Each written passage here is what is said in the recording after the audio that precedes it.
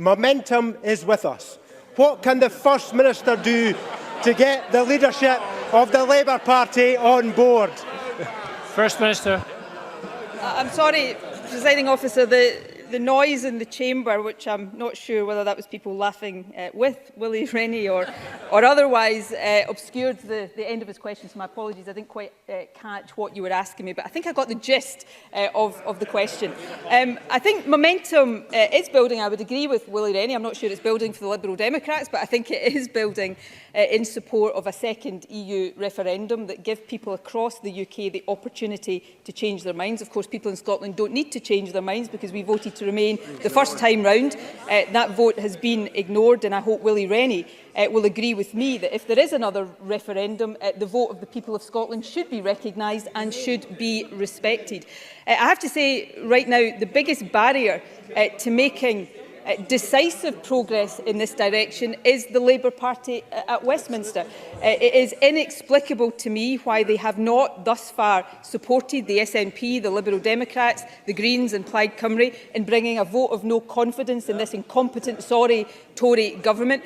If that motion passed, we get rid of that incompetent government, and if it doesn't pass, it forces Jeremy Corbyn to take a decision on a second EU referendum. So perhaps instead of constantly asking me about this, Willie Rennie outside the chamber can put a bit more pressure, as I am doing, on the Labour Party to try to get them off the fence into a supporting position, and then we perhaps in the new year can see the momentum towards a second referendum becoming unstoppable.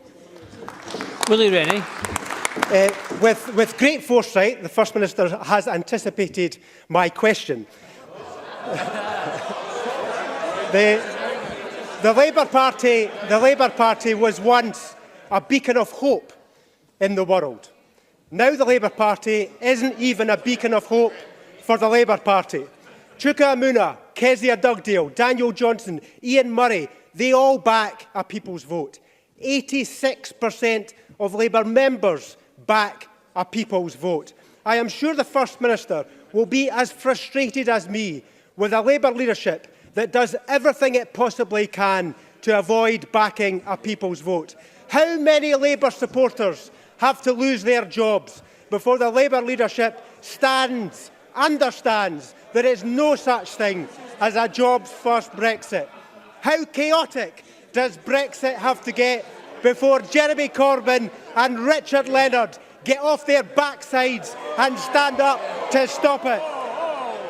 So what words can the First Minister find to encourage Labour to live up to their responsibilities? First Minister, you may ask briefly, but can I suggest to Willie Rennie that the First Minister is not responsible for answering questions on behalf of the Labour Party? Very briefly, First Minister. I'm always happy to offer my services to the Labour Party if they're looking for some real leadership, which they certainly desperately need right now.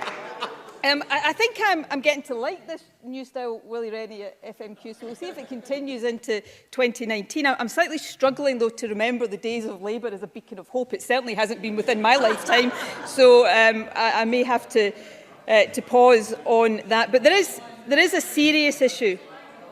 I don't think we should fall, and this is advice to myself here as much as it is to anybody else, I don't think we should fall into the same trap the House of Commons did yesterday when faced with the biggest crisis the UK has faced for a long time to become some kind of pantomime exercise. There is a serious issue here. It is obvious to me that the Prime Minister's tactics are to run down the clock so that it gets to a point where it's either her deal or no deal. I think that is a dreadful approach to be taken when there are alternatives.